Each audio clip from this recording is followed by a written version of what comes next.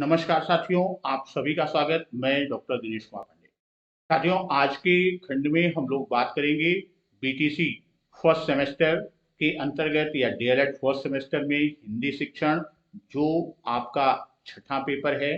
तो कल हम लोगों ने बहुविकल्पी प्रश्न के पार्ट 1 की बात किया था, जिसमें हम लोगों ने क्वेश्चन 1 से 40 तक के प्रश्नों को लेके बात किया था, और आज उसी से आगे हम लोग दूसरे पार्ट में चलेंगे। तो आज सीधे हम प्रश्नों की ओर आगे बढ़ते हैं 40 से आगे। तो आज का जो आपका प्रश्न है, तो आज के प्रश्न में पहला प्रश्न लेके चलते हैं, जो 41वां प्रश्न है। तो उसमें निम्नलिखित में से कौन सही शब्द है? परीक्षा, परीक्षा, परीक्षा या परीक्षा। तो यहाँ सही शब्द की बात किया गया है वर्तनी की, तो इसमें दूसरा विकल्प परीक्षा जो है ये आपका सही शब्द है, और दूसरा विकल्प आपका उत्तर होगा। 42वां प्रश्न, उपकार का विलोम है निंदा, बुराई, अपकर्ष या अपकार। तो उपकार शब्द का विलोम अपकार है, और यही इस प्रश्न का आपका उत्तर होगा। वहीं बाकी शब्दों पर हम बात कर लेते हैं कि निंदा, निंदा शब्द जो है वह स्तुति का विलोम है। निंदा शब्द स्तुति का विलोम है। बुराई अच्छाई का विलोम है। अपकर्ष उत्कर्ष का विलोम है। अगला प्रश्न देखते हैं, ऐश्वर्य का विलोम है वैभव, अनैश्वर्य, दरिद्रता या विलासिता। तो ऐश्वर्य का विलोम अनैश्वर्य है, अर्थात इस प्रश्न में दूसरा विकल्प आपका उत्तर होगा। बाकी शब्दों की बात हम करते हैं, तो वैभव, वैभव जो है वह दारिद्र्य का विलोम है। वहीं दरिद्रता जो है वो संपन्नता का विलोम है, और विलासिता जो है वो आपका नैराश्य का विलोम है। विलासिता नैराश्य का विलोम। अगला प्रश्न, ओजस्वी का विलोम है निस्तेज, कायर, आलसी या भीरू। तो निस्तेज, कायर, आलसी या भीरू। तो यहाँ ओजस्वी शब्द की बात हम करते हैं, तो ओजस्वी शब्द ये आपका क्या है? इसका विलोम जो है ओजस्वी का वो निस्तेज, यानी पहला विकल्प आपका आंसर होगा। बाकी शब्द की बात हम करते हैं, कायर, कायर का निडर या वीर, इसके विलोम की बात करेंगे। वहीं भीरू की बात हम करते हैं, तो भीरू का विलोम जो है वो शूर है। और आलसी, आलसी का विलोम परिश्रमी। हम इसलिए इसकी व्याख्या करते चल रहे हैं कि आपको विलोम के एक प्रश्न से चार चार प्रश्न मिल रहे हैं। अगला प्रश्न है, करुण का विलोम है। करुण की बात करते हैं, तो करुण क्या है? करुण का विलोम कुपित, कृतज्ञ, निष्ठुर या शीलवान। तो करुण का विलोम वो निष्ठुर, ये आपका आंसर होगा, करुण का विलोम। वहीं जब हम कृतज्ञ की बात करते हैं, तो इसका विलोम कृतज्ञ होता है, और शीलवान का विलोम धृष्ट होता है, और कुपित का विलोम प्रसन्न। अगला प्रश्न देखते हैं, तो अगले प्रश्न में कि अगला प्रश्न आपका प्रश्न संख्या 46, कृत्रिम का विलोम है असली, सहज, निर्मित या प्राकृतिक। तो कृत्रिम की जब हम बात करते हैं, तो कृत्रिम किसका विलोम है?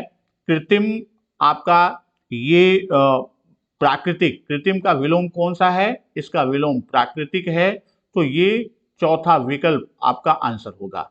वहीं जब हम बात करते हैं किसकी? सहज, इसी में आपका अगला ये शब्द दिया गया है सहज।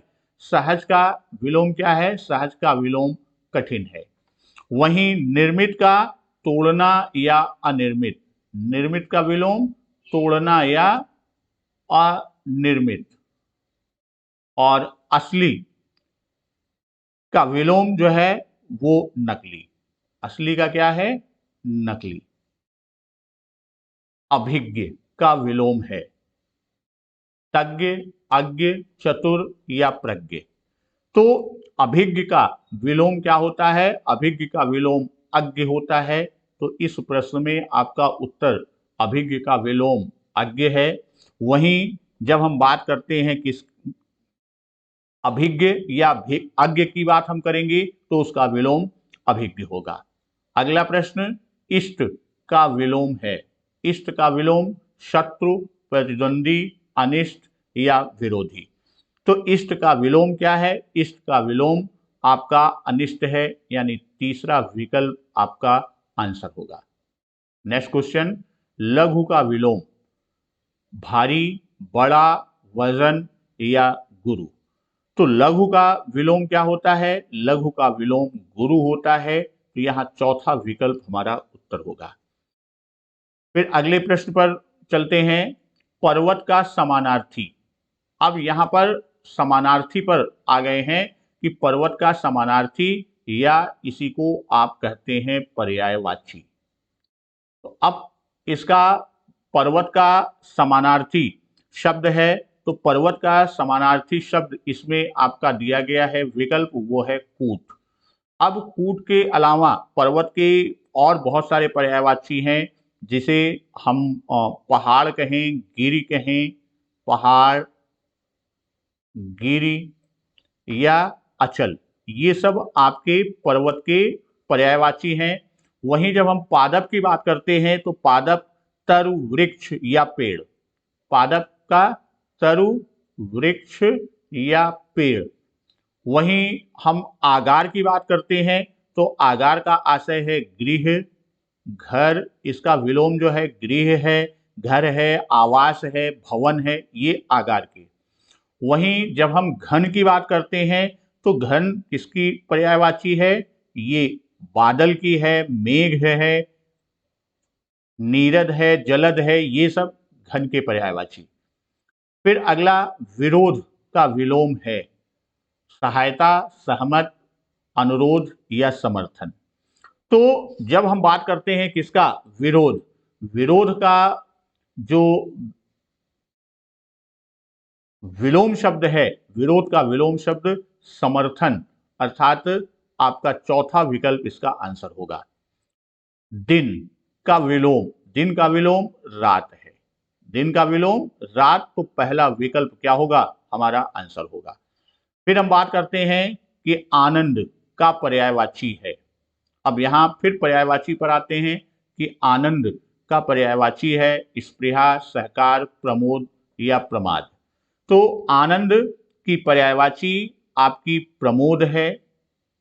इसके साथ साथ आनंद की और पर्यायवाची आपका उल्लास है, आह्लाद है।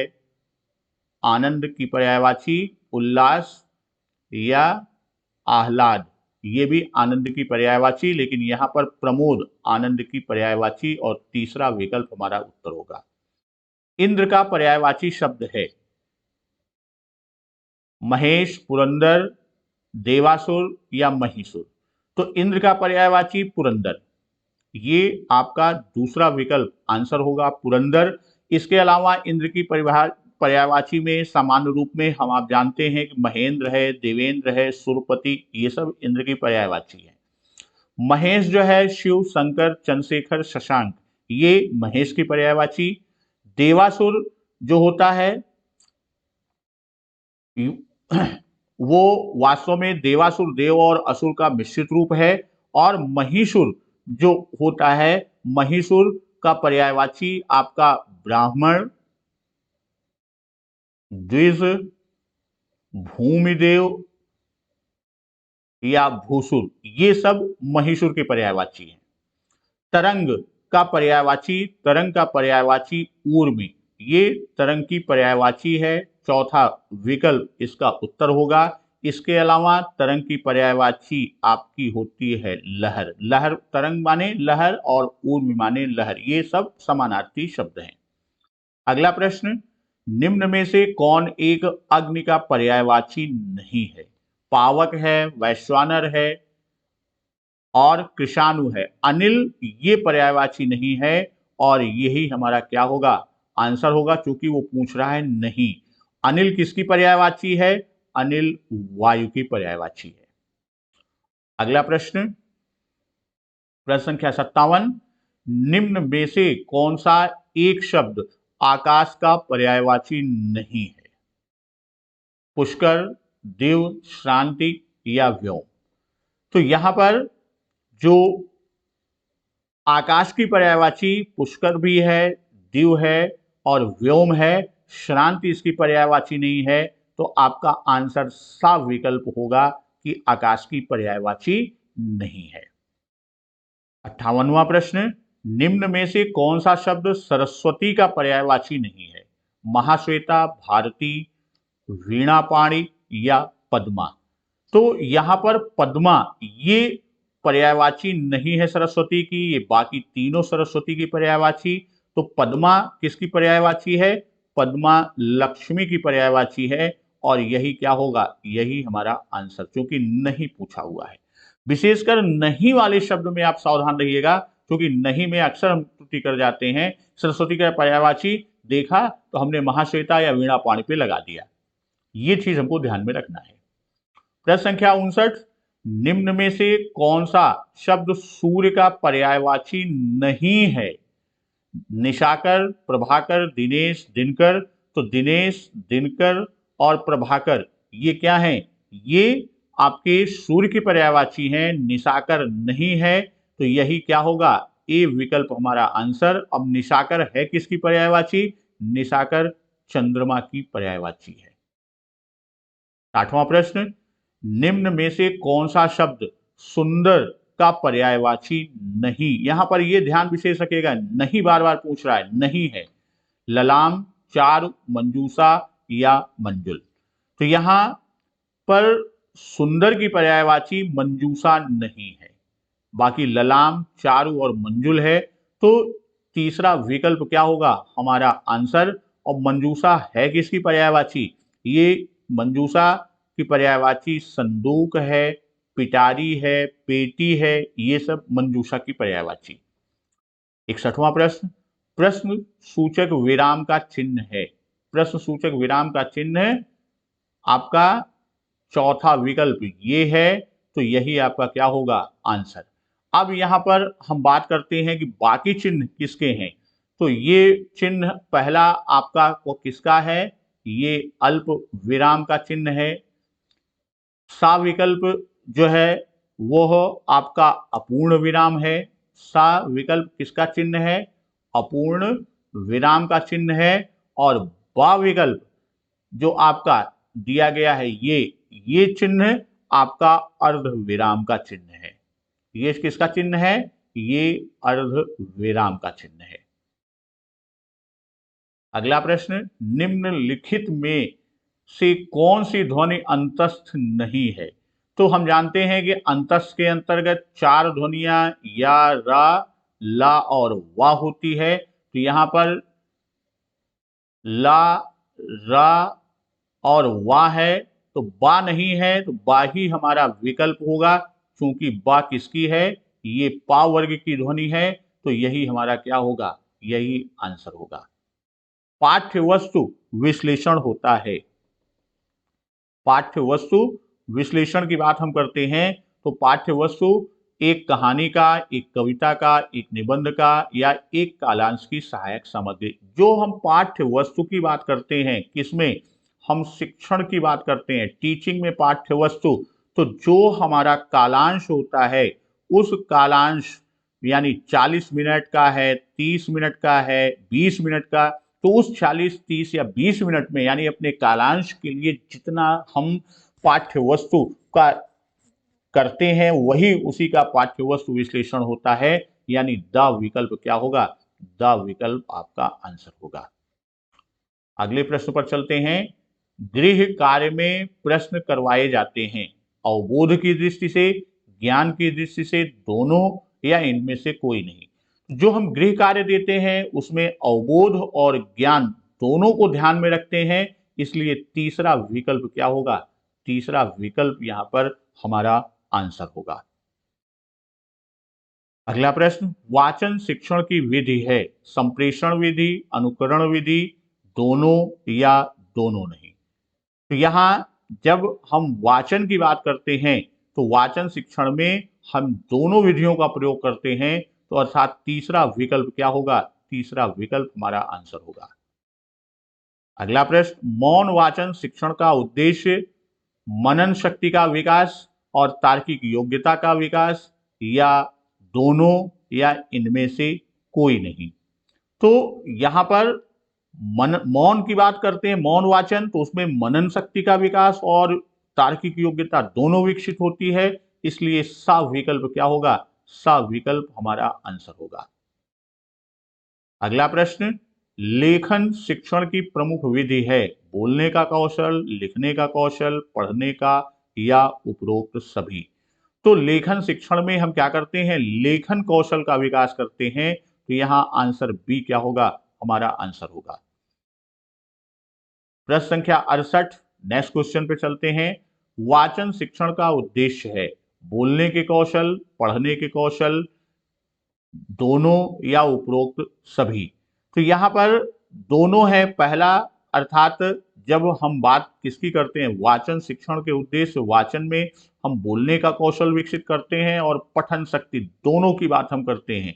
तो यहां पर आपका दोनों, सा विकल्प क्या होगा, सा विकल्प आपका आंसर होगा। ह्रस्व स्वर कौन सा नहीं है, तो ह्रस्व स्वर में आ, ई, उ, आ, ये बड़ा आ, दा जो है, ये आपका ह्रस्व स्वर नहीं है, बल्कि यह कैसा स्वर है, यह दीर्घ स्वर है, तो इसलिए यही क्या होगा, हमारा आंसर होगा। द्विज अर्थ का, शब्द का अर्थ है ब्राह्मण, दांत, पक्षी, या इनमें से सभी। तो द्विज का अर्थ जो है वो ब्राह्मण भी है, पक्षी भी है, दांत भी है, अर्थात चौथा विकल्प क्या होगा, चौथा विकल्प हमारा आंसर होगा। लिपि विकास का प्रथम सोपान है। लिपि विकास की जब हम बात करते हैं तो लिपि विकास का प्रथम सोपान चित्रलिपि, ये जो है आपका आंसर है। यहां जब हम चित्रलिपि की बात करते हैं तो यह लिपि विकास की प्रथम सीढ़ी कही गई है, प्रथम सोपान कहा गया है, और अंतिम सीढ़ी वर्णनात्मक लिपि है। ये प्रथम सोपान है, तो अंतिम सीढ़ी, जो अंतिम सोपान या अंतिम सीढ़ी की बात करते हैं, अंतिम सीढ़ी कौन सी है, वर्णात्मक विधि। वर्णात्मक लिपि जो है वो क्या है, अंतिम सीढ़ी है। अगला प्रश्न, निम्नलिखित शब्दों में कौन सा शुद्ध है, आधीन, अधीन, आधीन, या इनमें से कोई नहीं। तो इसमें शुद्ध शब्द है अधीन, यानी ब विकल्प हमारा क्या होगा, आंसर होगा। मांटेसरी विधि का उपयोग करते हैं मौन वाचन, सस्वर वाचन, लेखन शिक्षण, या उपर्युक्त सभी। तो मांटेसरी विधि में विशेषकर लेखन शिक्षण की बात कही गई है, और तीसरा विकल्प क्या होगा, हमारा आंसर होगा। पर्वत शब्द का समानार्थी शब्द है धन, आगार, पादप, या कूट। तो घन जो है ये बादल का समानार्थी है, आगार गृह, आवास, या भवन का है, पादप वृक्ष या पेड़ का है, और कूट जो है ये पर्वत का। तो तीसरा विकल्प क्या होगा, हमारा आंसर होगा। नेक्स्ट क्वेश्चन देखते हैं। विरोध शब्द का विलोम है, विरोध शब्द का विलोम सहमत, सहायता, समर्थन, या अनुरोध। तो विरोध शब्द की जब हम बात करते हैं तो विरोध शब्द का आपका जो अर्थ निकलता है, तो विरोध शब्द जब हम करेंगे तो हम उसका विलोम क्या हो जाएगा, समर्थन, आपका सी विकल्प आंसर होगा। स, स, ह व्यंजन कहलाते हैं, ये सभी व्यंजन आपके ऊष्म व्यंजन हैं, तो अर्थात यह पहला विकल्प आंसर होगा। अहि शब्द का अर्थ सर्प होता है, अहि माने सर्प, यहां पर पहला विकल्प आपका आंसर होगा। स्थावर का विलोम जो है सचल, चेतन, चंचल, या जंगम। तो अस्थावर का विलोम जो है वो जंगम होता है। तो इस तरह मित्रों, हम लोगों ने आज 41 से 78 तक की बात कर ली। अब यहाँ पर हम पुनः एक बार इन दोनों प्रश्नों की बात करते हैं जिसमें आपका 77 और 78 है। जैसे यहाँ सर्प अहि का अर्थ है तो नृप, नृप की बात हम करते हैं तो नृप किसका अर्थ क्या है? राजा है। शार्दूल की बात करते हैं तो शार्दूल का मतलब शेर या सिंह होता है, और भौरा जो है वो भ्रमर। उसी तरह जब हम बात करते हैं चेतन, तो चेतन का विलोम क्या होगा? चेतन का विलोम जड़ होगा। और सचल का आपका अचल होगा, और चंचल का स्थिर होगा। मित्रों, हम लोगों ने हिंदी के ऑब्जेक्टिव के आपके 78 प्रश्नों को लेकर बात किया। अब आगे हम आपसे फर्स्ट सेमेस्टर के जो हमारे साथी हैं, हम चाहे वो गणित हो, चाहे मनोविज्ञान का खंड हो या हिंदी हो, तो इन सभी विषयों में और सेकंड पेपर में भी अब हम आपसे सीधे मॉडल पेपर पर मिलेंगे।